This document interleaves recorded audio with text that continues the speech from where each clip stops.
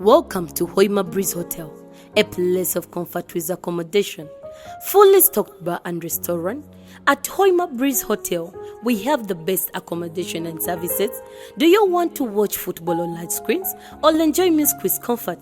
We have all types of delicious meals here at Hoima Breeze Hotel, located in Habitant Kampala Road. Come over at Hoima Breeze Hotel for the best experience. Book with us on +256 200 909879. Breeze Hotel, the place with unsinkable hospitality in a lifetime.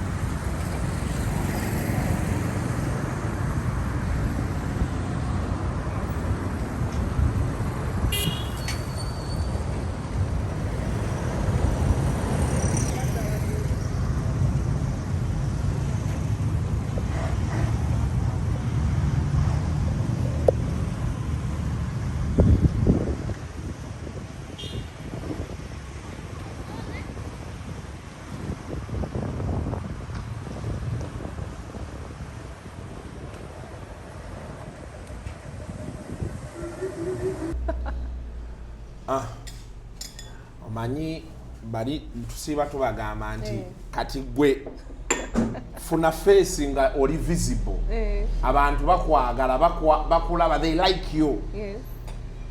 Kugamba face etunda face matuma bya editing bya kwata kamera. Anyway, welcome to yet another edition of Kasuku Live. Olunaku olwaleero tuliko Tina's Oven. Tuli wano nene bere kyali wajjala. Bakyali wajjala kira. Omanyi nti luli be twali tulagirira abantu nga tubalagirira eri nga agenda ku bajulizi. Leka naawe. Kainoza baazungireeyo. But it's boba kyali wajjala mu town. Obeera odda Kira.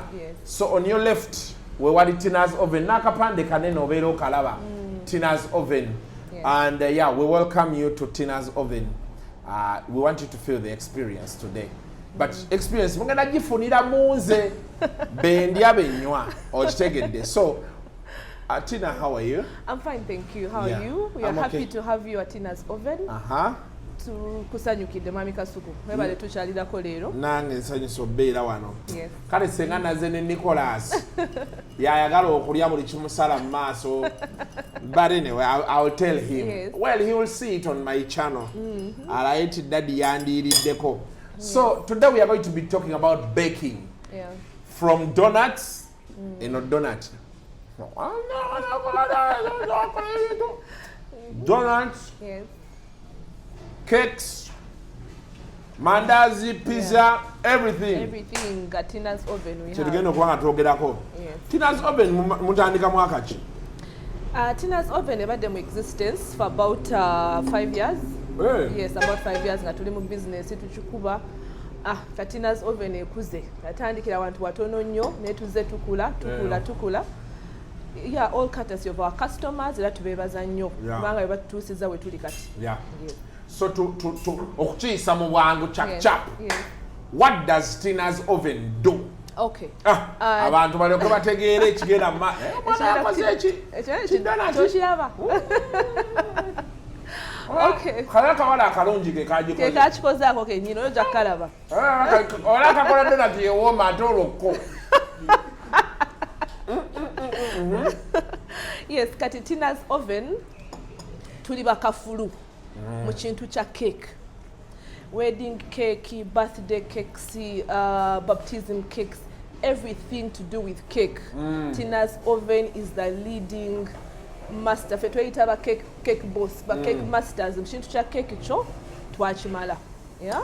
And not only cake, we do other pastries. We do donuts, ngaboja Mami Kasuku jaliko, tuina scones, tuina pizza, tuina amandazi, tukola emigaati ekijasinza okuwooma.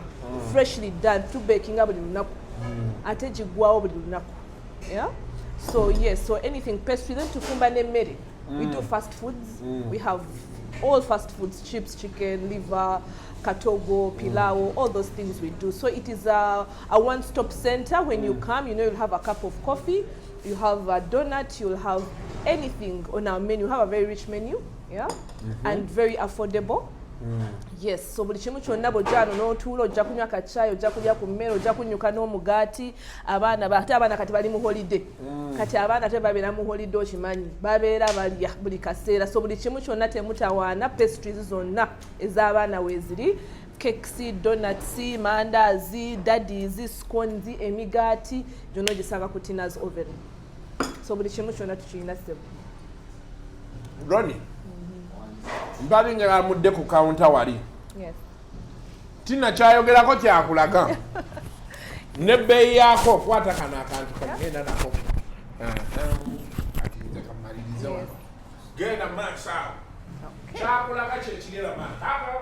Yes. So tuyinawo scones zino. Yeah? Scones is the baziyita fruit scones katubikulireko mulabeko katono. These are fruit scones. Yeah? Kati kano kapaka scones esatu kaba ka mutwalo. Naye nga scones nungi nnyo tuzikola ne honey ne tuteekamu fruits, so they're actually healthy and plus gluten free flour. Gluten free flour machi kitegeeza bwe yeyo flour erina fiber eri rich. Sibe buno obungo bulala obulina gluten abantu tebasinga okutya. Bagita fruit scone. Fruit scone. Yes. Ngenda gitwala. Fruit scone. Ngenda gitwala fruit scone. Mutwalo gwo. Tuyina bu cookies. These are butter cookies. We have vanilla and ginger cookies. Yeah. Nabasobubula bako obufaanana. Buli very soft, crunchy and very very very very tasty. Wabaita bunabwa mutwalo. Buba bungi mulimu obuntu nga 3. So bwe tudano ku display affe. Functions. Yes. Ewaka. Yes. Ne bano ba daddy talina kyanywera ku chai. Chai. Buli kimu kyonna obeera sorted. So bu fruit scones. Ibe bu fruit scones. Bwe bumu. Munanga mulimu bunabuno busatu. Buliwa. Yabajiddemu nga bonus. Yabadde bonus. Donut byo biraba? Laba. Yebyo. Made by the other wonderful lady. Yes, that one. You'll meet her. She's called Jackie. One of our Jackie. best bakers around. Yeah. Yes. No, so donut. Donut yeyo. Yeah. Then twina. So these donuts are how much? A donut each is 2,000 zokka. Kati lwaki abawummuze tebalya mu butuufu. Twina the chocolate muffins. Those are very very moist chocolate muffins. Yes. These are chocolate muffins. Chocolate muffin, gonda, eri moist, it is fresh. For us, we believe in freshness. Kano kankumi satu. Muffin. Muffin kankumi satu. Yeah, Madamaze, I'm bringing muffin. Then tuina ku mandazi wano. Can also check the mandazi. Galaba 12 zokka buli lindazi. Didi soft, didi moist, freshly made at Tina's oven. Mariana nani mugulidde yerindazi. Naye mbubanga kungane waabwe. Eno ngano nungi si ya bulijjo. Mariana omumanyi. Yeah? Mwala wa Dennis. Mwala Dennis, yes. Then tubeerawo ne chop, ne kebabs. Yeah? Ronnie nkugulireyo chop. Kakulireyo chop. Nkugulireyo chop. Yeah? Oba kebab. Yeah. Chapo emwe bayammekaawo. Baya 15. Ate kebab. Byo nayo. Ronnie ngenda kulireyo chapo ne kebab. Then tulina wano bu daddies bannanga abawummuze bu daddies buli wano ka mutwalo ne buwooma buli crunchy. These are daddies. Laba. Ronnie ndowooza okiraye mutwalo gwo. Mutwalo gwo wano ekyali wajjala ku Tina's oven wokka osanga bino. Tewali walala. Then tubeera ne gundi ne buns. We have buns. Those are yellow buns. 15 zokka ate pack mulimu 10 nezo 12. This is 5K. Yes, it's 5,000. 12 buns. And most people sell 10. Me, I sell 12. At 5,000, freshly made. Yeah? Then we have the white buns as well. Abatagala yellow, white buns nazo weziri. Kati enjawulo eri wako yellow ne white. Basically the recipe tekyuka nnyo. You get it. Naye kati amanyi abaana baagala nnyo colour. So more these are taken by children mostly. Abaana bamuzadde ajja kugamba abaana bange baagala nnyo yellow bread. So just the colour really that changes. Naye nga recipe tekyuka nnyo. Byonna gisigala nga giri soft, gisigala nga mirungi. Yeah? So those are the white buns. Then we have Tina's oven. Yeah? Tina's oven. Yeah, we have the brown bread. Matters Mall, exactly, directly opposite Matters Mall. Opposite Matters Yes. Mall. So tulina omugaati gwa brown. Kati abantu abali healthy freaks, abatagala white bread, batera nnyo okutwala omugaati gwa brown. The brown bread is very healthy, full of fiber. So we have it. Oh, it's full of fiber. A lot of fiber. So that is why it is the flour we use tend to refined. Ngaje bakozesa mu white bread. That is why abantu abali healthy freaks abefaako nnyo bagala nnyo omugaati gwa brown. Tugulina mu brown sweet, tugulina mu brown salt. Yeah. Okay. Nagwo ogufuna no ku Tina's oven. Then tulina ogwa white. Tulina omugaati gwa white guno. Tulina n'ogwa yellow. Yeah. So you have the white bread, for those who want the white bread. You also have the yellow bread. Yeah. Everything at Tina's oven. Yeah? You get it. Everything we have. So opposite you can't... Matters Mall. Opposite Matters Mall. That day chira chali wajja. Yes. So... Paulina, njagala ojjogule omugaati wano. Ngambira sister wo yaani. Ajje emigaati give. So ne tubeera ne banana cake. Zino ziwoomera ku breakfast. Yeah, you do slices, nokola breakfast, n'olya banana cake. That's a banana cake. Health freaks bino babirya. Babirya nnyo ebyo kubanga byonna biri healthy. Understand, we use a lot of bananas, tetuteekamu sukaali. Just mevu gakola nga ki? Nga sukaali. Wow. Then, yeah, plus the caramel and stuff like that. Eno yo, it is a caramel and vanilla cake. It's a marble cake. The word is marble cake. Netukosa vanilla ne caramel. Yes. All of them marble. Extremely yummy. It's a marble cake. So and this one is how much? That's a banana cake at 15,000. 15? Yes. No, you're 15. Hey. Yes. But once you know, yo is the imba nyo kukusinga kweno, but it's the same. Cake. Cake ya banana. Yes, banana cake. Oh, ina sente. Tina banana cake. So tukola nezi carroti, ne tukola ne carrot cakes. We do vanilla cakes. We do pound cakes. All sorts of cakes. Yeah. Thank you very much. Kati bino display. Obona wajja bo parking. Buliwa era tujamu parking na komunange. Muffins ajja kutwalako. Yes. Mugulidde bino. Biliwa. Mugulidde chapu. Ne kebab. Yes. Gajjo parking buno ngenda butwalira madamu wange. Ayagala nnyo. Ogambye chi chocolate. This is a chocolate muffins. Chocolate muffins. Tukola pizza bannange. Adesi gye balaze. Yeah, there's even pizza. Here we sell slices. A slice is at 5,000. Never boy a pizza number. Then to jukolera at 25, 35, depending on the size. Yes. So we have pizza as well.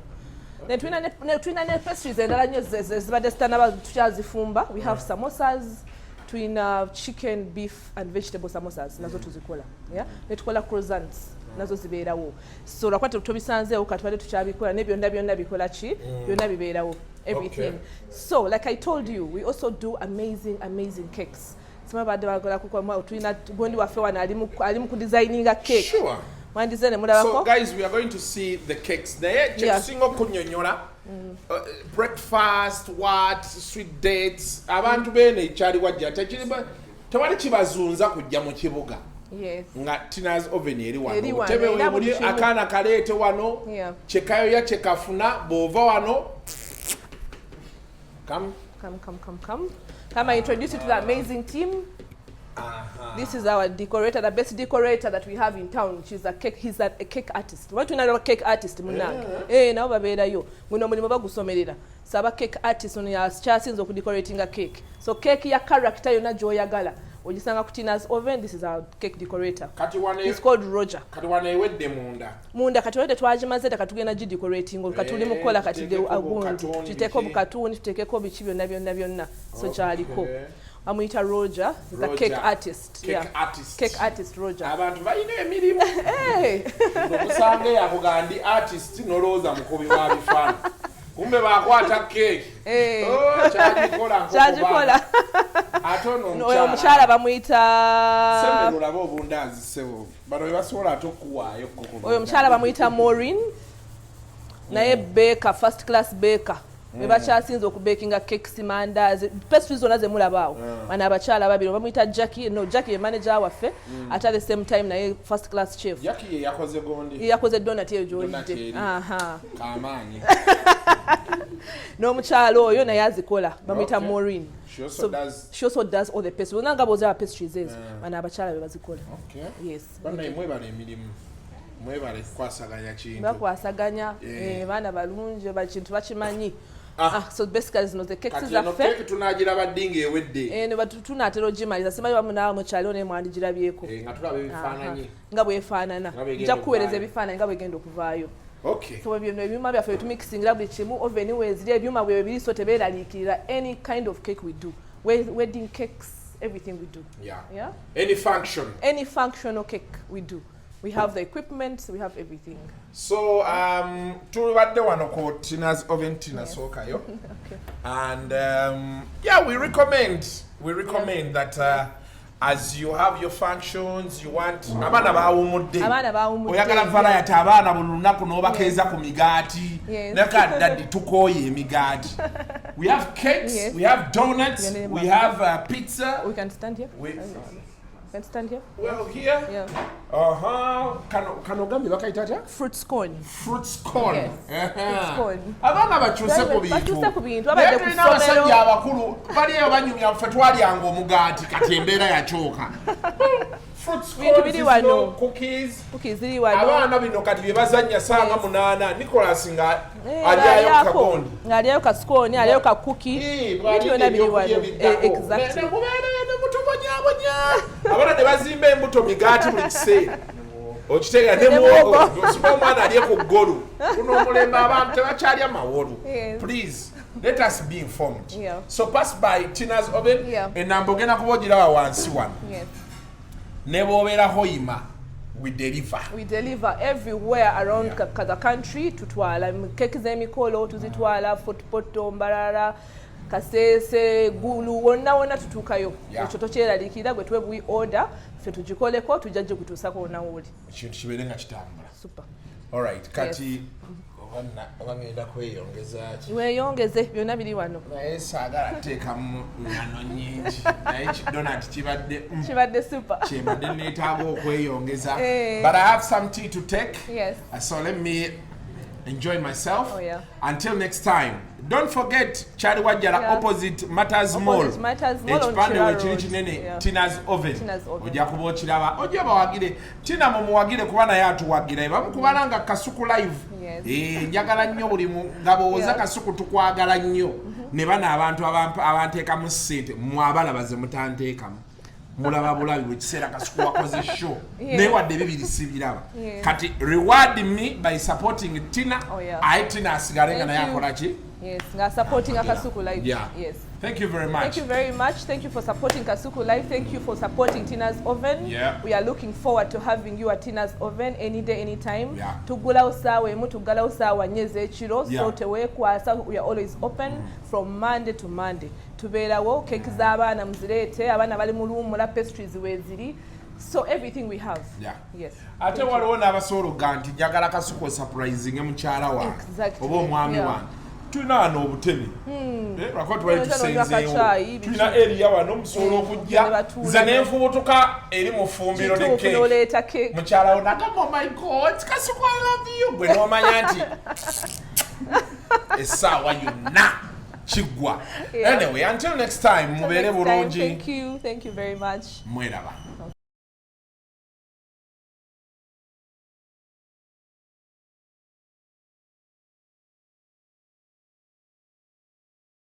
Welcome to Hoima Breeze Hotel, a place of comfort with accommodation, fully stocked bar and restaurant.